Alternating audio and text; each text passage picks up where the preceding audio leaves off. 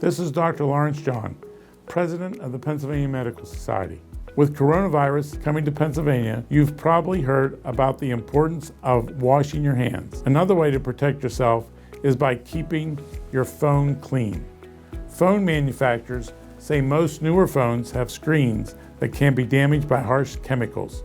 Instead of using these chemicals, manufacturers recommend wiping down your phone with a damp cloth or a portable phone cleaner. The Pennsylvania Medical Society has other resources on coronavirus at pamedsoc.org/coronavirus. Remember, prepare, don't panic.